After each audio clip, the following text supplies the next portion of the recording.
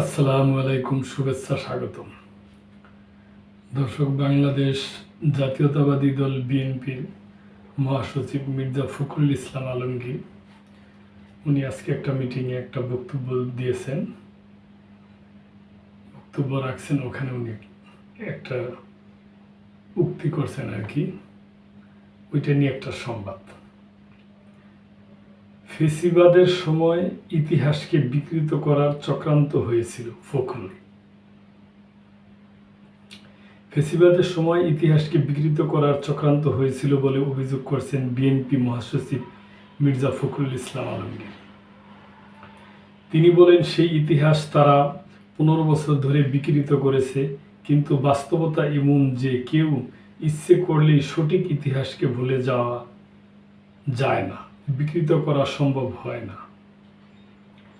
আজকে এটা প্রতিষ্ঠিত হয়েছে, মুক্ত চিন্তার মধ্য দিয়েই সঠিক ইতিহাসে আমরা জানতে পারি।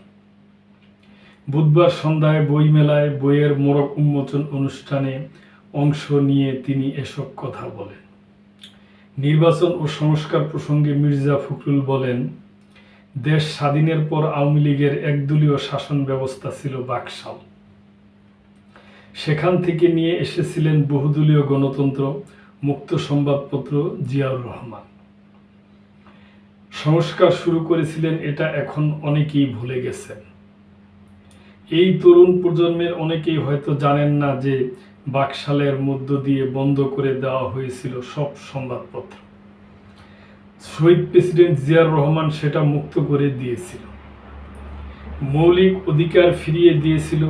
আর বেগম খালেদা জিয়া তিনি পরিবর্তনের মধ্য দিয়ে সংসদীয় গণতন্ত্রকে ফিরিয়ে দিয়েছিলেন। তত্ত্বাবধায়ক সরকারের বিধান নিয়ে এসেছিলেন, সংবিধানে সন্নিবেশিত করেছিলেন। আজকে আবার সবাই একমত হচ্ছে।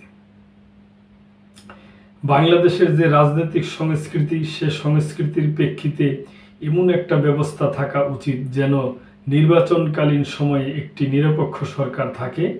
আমরা সেই দিকেই এগিয়ে যাচ্ছি।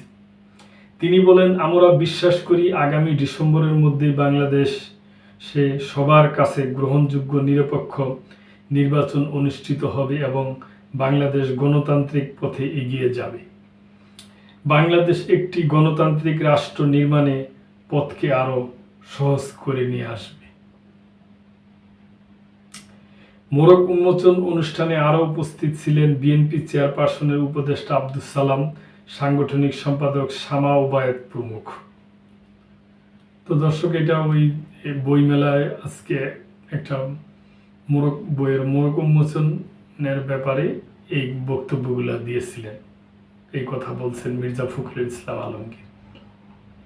তো দর্শক, আমরা আশাবাদী যে খুব শীঘ্রই এই ইলেকশন হইব এবং দেশে শান্তি সমৃদ্ধ স্থিতিশীলতা ফিরত আসবে। দর্শক, আজকে এই পর্যন্তই। ভালো লাগলে চ্যানেলটিকে সাবস্ক্রাইব করে পাশে থাকবেন। আসসালামু আলাইকুম।